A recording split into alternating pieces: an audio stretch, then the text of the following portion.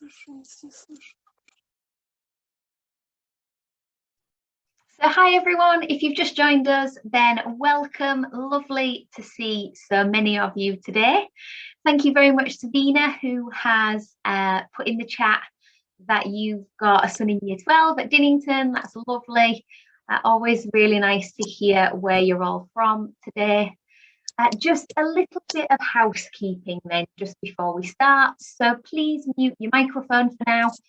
We will have time at the end to ask questions. So if you've got any questions, feel free to pop them in the chat and we will keep an eye on them. Otherwise, you know, we can wait until the end if you want to. That's absolutely fine. If you're new to Zoom, then the chat function and your microphone to mute and unmute can be found at the bottom of the screen. So hopefully you can find those. And then you've also got things like you can put your hand up and different things. I'm quite happy for you to ask your questions at the end in the chat, and we'll come to you as and when we need to. Okay, so my name's Amy, and we are here today to talk about open days and clearing and why they're important for your young person. So we've got a few people on call today who I will introduce. So I'm Amy, Senior Higher Education Progression Advisor. So basically, I'm a careers advisor. We've also got Emily on the call today, who is doing all of a wonderful job, sending you lots of links and letting you all in. So Emily, I don't know if you want to say anything. Hello everyone, I'm the business administrator for HIP, so I just deal with all the day-to-day things. She's our superstar, basically. That's code for. We've also got Tracy on the call, who is a parent ambassador. So do you want to introduce yourself, Tracy? Hi everybody, I'm Tracy and I'm at the University of Sheffield and I have a daughter who's attending there too. So plenty of experience for questions. Thank you very much, Tracy. And then last but not least, we have Grace, who's a student ambassador. Grace, do you want to introduce yourself? Yeah, hi everyone. So yeah, I have just graduated university. I finished my degree in April, and I did a 3-year degree in performance for stage and screen at Sheffield Hallam University. And I started my course by applying through clearing. So I'm going to be talking a little bit about clearing in a few minutes. Fabulous, thank you. Okay, the other person that you've probably heard from and you might know is Kelly. So she's our project coordinator. She isn't with us this evening, but you might have had emails from her, you might have had correspondence from her previously. So that's why she's on this slide. So HEP are an organisation working across South Yorkshire, and we are trying to provide impartial information about higher education and gaining higher level skills. And that's not a big sell, it's just that we find that some students in our area don't necessarily have the information that they need. So we're trying to pass that on to students, to parents, to carers, to staff, to lots of different people. Okay, so a very, very quick overview of what we're going to do today. So we've got a little bit of input from me about open days, what they are and why they're important. Then we will get a perspective from one of our ambassadors. We will have a little bit of input about clearing, what it is, how you can apply through clearing. And then again, we'll have a perspective from one of our ambassadors. And then we'll just have a few more slides on how you can support your young person, and then we've got the question and answer. Okay, so first of all, what are open days? So I'm going to put all of these on if that's okay. So it's basically an opportunity to visit the institution. So that could be a university, a college, or a specialist provider. And it's an opportunity for you to see the campus, the facilities, the accommodation, learn more about the institution itself. They might be doing talks, for example, but you'd also have the opportunity to meet staff and students.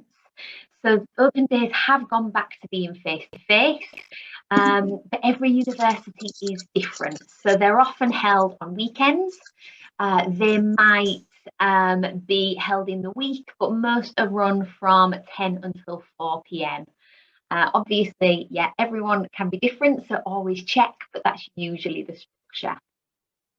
One thing that we often find with parents and carers and students is they think that they have to go when they're in year 12, when the student's in year 12 or year 13, and that's absolutely not the case. You can visit open days at any age.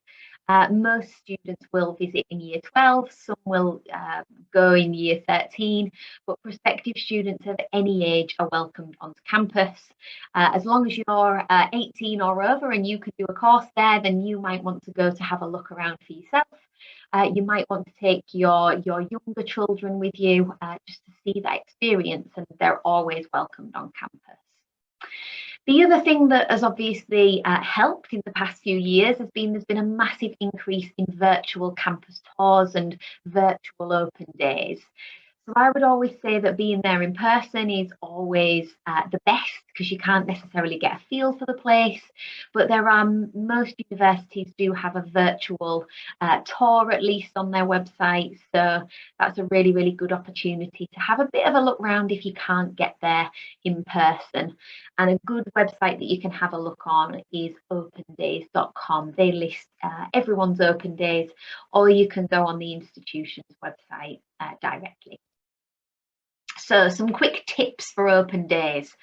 Book your place in advance so you get more information and plan your day. Most will tell you, yeah, you need to book in advance, and then you get all the details about different talks and maybe what time it opens, what time it closes, a bit of information on how to get there, whether you're parking, whether you're getting the train, whatever that might be.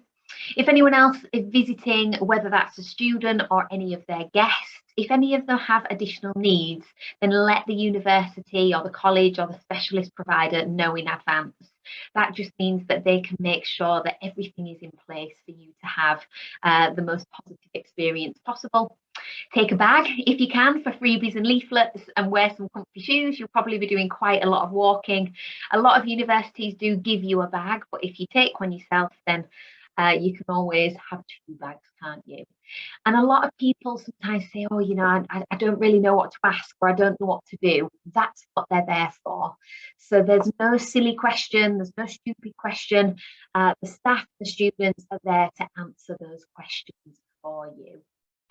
So hopefully you've got a bit of an idea of what open days are. I'm going to pass over to Tracy now, who's just going to give you a bit of a parent's perspective of open days. Hello there. Yeah, I've recently been around a few different universities with my daughter. One thing I would say is make sure that you book your open days. Quite a lot can actually clash, so make sure you're looking to book these in advance, just to make sure you're not missing one that you may have wanted to go to. The other thing is I think it's quite important to get a sense of the different types of university. With my daughter, I went to probably 4 that she was interested in. Some can have an almost self-contained village type of feel about them, where everything is within the campus and they may have a bus into the local city centre or whatever. And others, probably more like Sheffield, have university buildings amidst things like your bars, your clubs and your cafes on the same sort of street.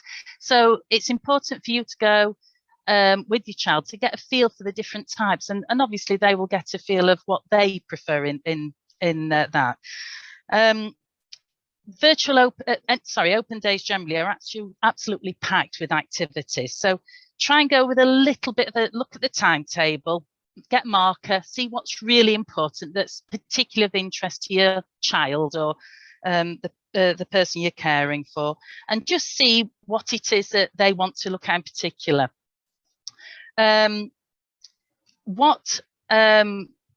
The one advantage I found of going with my daughter to open days is that while she's busy looking to see how far the Union Bar is in relation to university buildings, I'm more interested in what the security is like on campus. So, and how far is the nearest tram stop or bus stop to accommodation. So I think you're looking at slightly different perspectives, and together, it's a good mix, it's not bad. So the other thing to obviously is ultimately it is going to be down to that prospective student, but it's quite nice for you to have a little bit of input and say, maybe you should consider, although you particularly like this area, that's a pretty long way to get into university. You might want to consider somewhere a bit closer in terms of accommodation. you don't have to obviously go with your child, but that added perspective is useful. I do know a friend whose son went on his own and with a mate. They were wanting to do a similar courses. They were applying to similar universities to get in. It's not a bad idea. The only thing is just, it's important they are keeping a perspective on what they're going for, and it's not just a jolly day out. They're not particularly concentrating on should we look at accommodation and should we, ask questions about the course, and it doesn't just become a drinking day. The other thing to be aware of is perhaps make a little list of questions. So the sort of things that I found were important and that my daughter was not always thinking about is look at things about your accommodation. So do you have a guaranteed place in accommodation in your halls? How much is the cost? Obviously, highly relevant. How many people tend to share the accommodation? Made a few lists of other things we're looking at. Questions about things like societies and other opportunities, sort of pastoral things they can do while they're there. And obviously, when you're looking at these sorts of things, as I say, do bear in mind that it's important that you take their input into concern as well. A lot of schools do offer open days to the kids to go out, during term time, but that doesn't stop you maybe going for a second time. Say if your particular child thought, well, I quite like that when I went with school, there's nothing to say, oh, well, we'll go back again, give it a second viewing at a later open date and see what we think about it then. And I think really that's about all I've sort of made notes on there. If anybody wants to ask me any questions about my experience with my daughter on open days, please feel free to ask me. Thank you very much, Tracy. That's a really, really nice overview. Yes, I absolutely agree. I think parents and carers are maybe looking at more of the practical elements of university level study. So yeah, that's really helpful. If you do have any questions for Tracy now, then feel free to pop them in the chat and she can maybe answer them directly, or we can wait until the end and answer them all then. Okay, so this presentation is almost of two halves. So we've done open days, so let's move on to clearing. So same structure again. So clearing is an opportunity to apply for university places that have not been filled. So essentially, if there are any places left on any courses, then they will go into clearing. So it's open to anyone who has made a UCAS application and doesn't have any offers. So most students will apply for up to 5 universities, and before clearing opens, they will have accepted at least one or sometimes 2 of those offers. If they haven't, then they would have the opportunity to go into clearing, or some students who do a late application, they would also go into clearing. So as you can see in that pink post-it, yeah, lots of different reasons why you might be in clearing. I think clearing sometimes gets a bit of a bad reputation for people who didn't get the grades, and it's kind of a last chance saloon, and it's scraping the barrel for all of the courses that no one really wants, and that absolutely is not the case. It also gets portrayed definitely in the media as a very stressful kind of hurry to grab a place, and it can also bring along rushed decisions, which it isn't. So it's a chance for you to find a place on a course that you really, really want to study at a provider that you've gone to that you make sure that you love. And I think that can sometimes get forgotten a little bit. So clearing opens from the 5th of July, so it's open now, until the 18th of October. So actually, it opens until after most university courses would start. In reality, a lot of students, because they get their results on A-level results day, then there seems to be a big shift on those dates, just because those students know whether they're holding a place or not by then. And over 30,000 students found a place in clearing last year. So it's definitely not for the few. There are thousands of students who go through it every year. So how does it work? Students apply for one course at a time through clearing. So if they accept a course, they have to put it through UCAS. If they accept it, then that is expected to be the course that they are going on to. They can get released, but it's not they can't pick and choose. They have to put it through UCAS, and once they've made that decision, then that is the course they're expected to start. The quickest way to see if a university will accept them is to call. So a lot of students will call on the morning of A-level results day. There's usually helplines available at all institutions. They do want to speak to the student applying rather than a parent, a carer, a friend. It's going to be them because they ask some personal details from them. Some courses may lower the grades required in clearing, but some entry requirements, so GCSE grades or work experience requirements for certain courses, they will still apply, and not all courses will go into clearing. It is a really broad range, so a lot of Russell Group universities, if you're familiar with Russell Group, they're a group of 24 universities. They enter clearing except Oxford and Cambridge. Courses like medicine and dentistry, they're unlikely to go in because they're very competitive and they'll be filled before clearing opens. So we've already talked about that last one. So I'm going to pass over to Grace, who can give you a bit of a perspective from a student on clearing.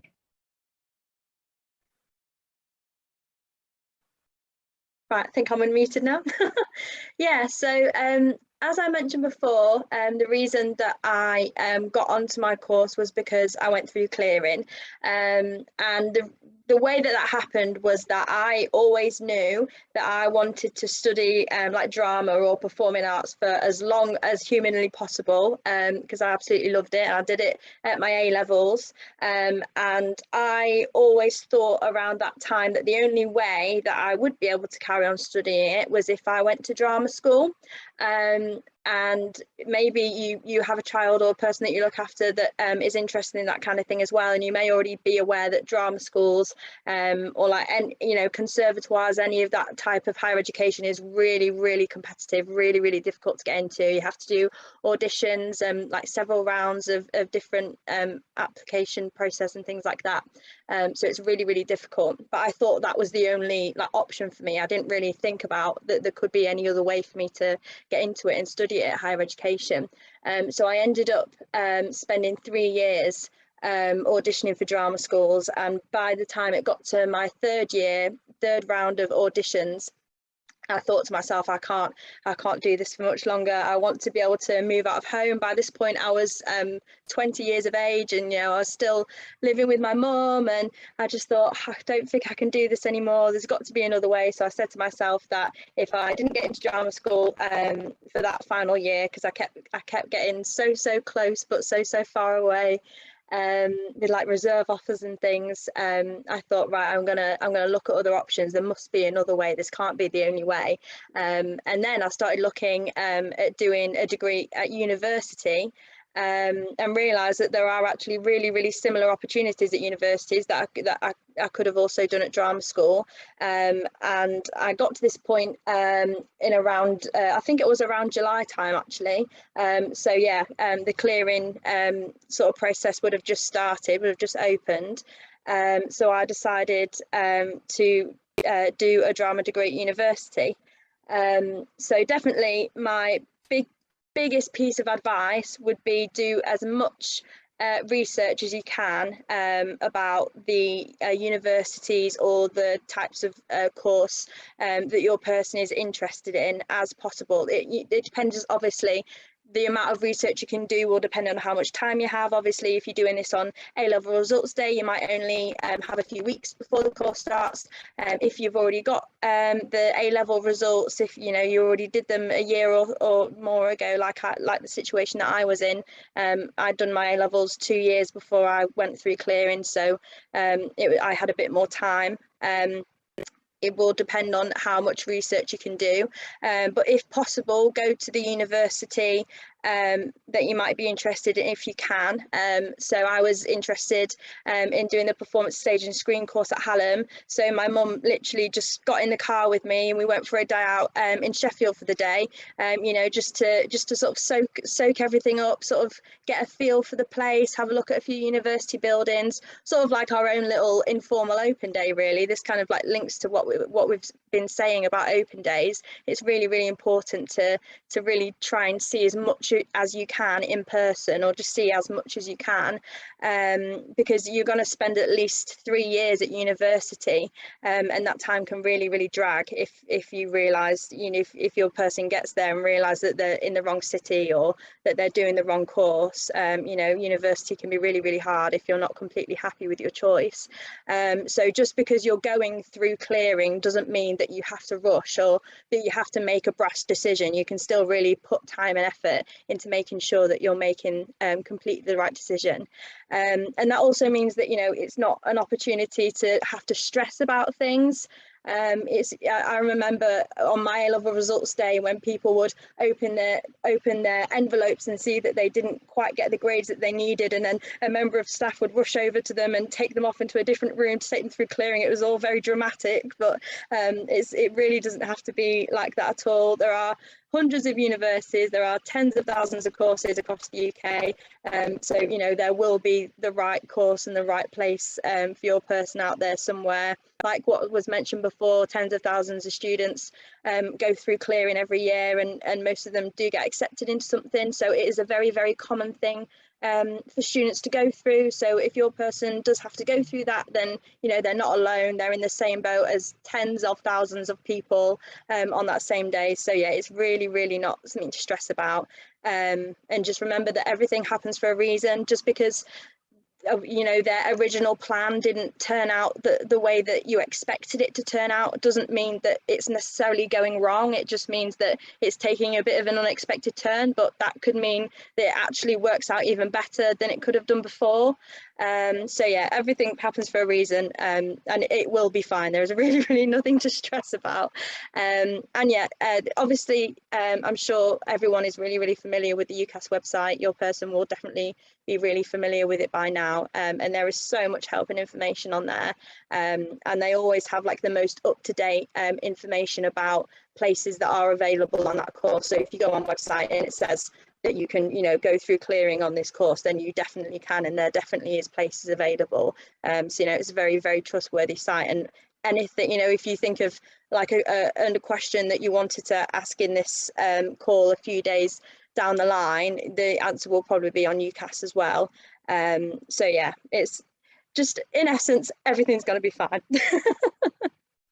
Thank you, Grace. Very nice and reassuring there. Yeah, absolutely. I realise I am quite a bit older than Grace, but I went through clearing, and I had a brilliant time at university. So yes, I absolutely echo that it will be fine. I think, yes, you do hear horror stories of students who are expecting different grades, and then they go on their results day and it's not as they expect, but there is a lot of help available, as Grace says.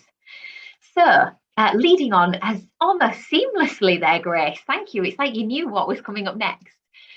So schools and colleges are legally obliged to provide access to independent and impartial careers advice and guidance.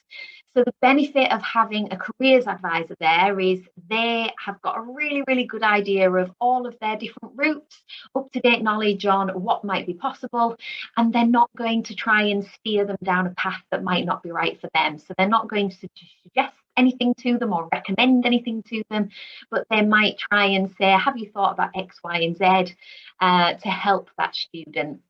And they should usually be available on results day. I would always recommend going into school or college to collect the results for that precise reason. If we've got any younger students on call, then year 11 would be exactly the same. If they can go in person, then it means that they can celebrate or get support if they need it. Colleges and sixth forms encourage students to attend open days, so a lot of them will authorise absence. I think Tracy mentioned that earlier, and they will be supported through that application process. They're not going to be left on their own to do it all. So if you are someone who hasn't started that UCAS process yet, do not worry. In terms of what you can do to support them, so I'm sure a lot of this you're doing already. It's not going to be anything that's too out there for you. Just chatting about their career and education ideas, their career and education options early can be really, really helpful. So they might change their ideas quite a lot. Do they have a backup plan? That's always a good thing to consider. You know, have they got a few different ideas? How are they going to you know, maybe consider which one they're going to take forward, and at what point have they got to make that decision? That can be quite helpful to think about as well. Doing research together, so maybe going on the UCAS website and having a look at things together. Like Tracy said, you might be looking at slightly different things to what the student would be, so it's quite useful to have you there. And ask if you want them to attend, if they want you to attend open days. So if they want to go with friends, they might want you to go to some of them. But you know, I support them and visit the ones that they're most interested in, or try and find those virtual ones if they can't get there. And then finally, results day can be a stressful time, so supporting them to explore all of their options, think of questions to ask universities and research the universities in advance can be really, really beneficial.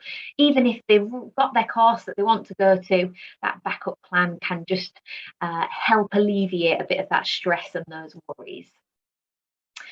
So that's everything from us. If you want to pop anything in the chat, then that would be lovely.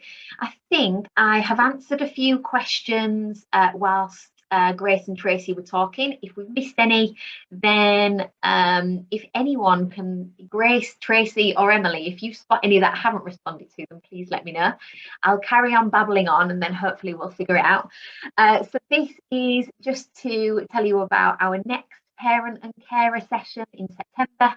So this is all on entry requirements and personal statements at the end of September. Same time again, still on a Thursday. If you want to sign up for that, then feel free to use that QR code. We will send it in an email afterwards with the recording, just so that you've got it. Also, just to flag with you that our parent and carer guide is now live. So this is on our website. If Emily, if you could pop the link to that in the chat, then that would be marvellous, and then everyone's got it. Again, we will put it in the follow-up email with the recording of this session, and all of the questions that are asked and answered, we can include those as well. Just a very final thing to say to you, have you considered university level study yourself? If you haven't been to university, it's never too late. There are about 187,000 mature students, so they are classed as mature if they're over the age of 21. They applied for university courses at UK universities last year, so you wouldn't be the only one there who is a little bit older than the rest. Absolutely not. You might almost be in a majority on some courses. So we would like a bit of evaluation from you if possible. So Emily is going to pop up a poll just to see if this event was as you were expecting. So that's going to be your first poll. And then the second poll that we're just going to pull up is any ideas for what you'd like to cover and what you'd like us to cover next year. So HEP are always looking for new ideas to see if you know, you've got anything that you really, really want us to cover that we might not have thought of or we've missed. So any of those ideas that you've got would really be appreciated. If you can fill in this evaluation sheet, then everything is on there. But we thought that we would do polls as well, because sometimes it's just a little bit easier for you to respond to those. So I am just going to have a very quick look through the chat to see if we've answered all of the questions. I think I've answered most of them. Someone had a question about your young person has never accepted any of his offers, so will he just be able to go straight into clearing? My understanding is if they're not holding any offers, then yes, they would go straight into clearing. They could probably apply for courses now, but if you're waiting on grades, then it would probably be a conditional offer. So a conditional offer is basically, we need to wait for your grades, and if you get them, then yes, you can come to us. But yes, they could absolutely do that now. Let me have a quick look. I think, is that everything? I'm a careers lead. Can I share the video with our parents, carers and students? We would absolutely love you to do that. Yes, please. If all careers leaders in schools could do that, then we would have a very, very easy job. So yeah, that would be great. So yeah, we'll send this recording afterwards and you can share it far and wide. That's what they're there for. It'll just be a YouTube link for you. So yes, yeah, that would be great. Does anyone else have any other questions, or have I missed any in the chat? I can see that you're all responding to that poll, which is lovely. Thank you very much for that. And if there is anything that we haven't covered that you would like us to, then please add it in the chat box and we'll come back to it. I'll save the chat. So if you do have any other ideas, they would be really, really welcomed. I can't see anything else coming through. Does that mean that we've absolutely stunned you? We've given you all the information that you could possibly need. Is there anything final that you want to say, Grace or Tracy? Any final points from you? No, I think I've said all I need to say. Good luck, everyone, and good luck with all of your person's results if they're still waiting for that, or just good luck if they do need to go through clearing, or if you are going to any open days or stuff. I hope it all goes really well. Absolutely. Yeah. Thanks, Grace. Sorry, Grace. Yeah, no, I'll just echo what Grace has just said. Yeah, good luck to everybody. And I'm clearly also a very mature student. And if anybody's got any queries again about being a mature student, you know, please don't feel free to put those in the chat box, because I'm quite happy to answer those too. Lovely. So I have just seen a direct message. Apologies, I missed that. Student finance. If you have been to any of our other sessions or you want the link, I can absolutely send it. If we might not be able to, I will send it in the follow-up email. That'll be easier. Yeah, I'll do that. Right, well, if that is everything, then my last thing to say to you is to visit the HEP Hub. There's lots of resources on there for parents and carers. If you want to ask us a question after this session, you can either email us back or you can go on this hepseat.org/chat. That's our chat page. We also have a newsletter, so if you'd like to sign up, then please let us know and we can add you to the list. That's growing every time we do these events. And if you want to email me directly, then my email address is on there. So thank you very much, everyone. Lovely to see so many of you this evening. And yeah, best of luck with your students in the future, or if you're considering higher education yourselves, then good luck. And if you need anything, you know where we are.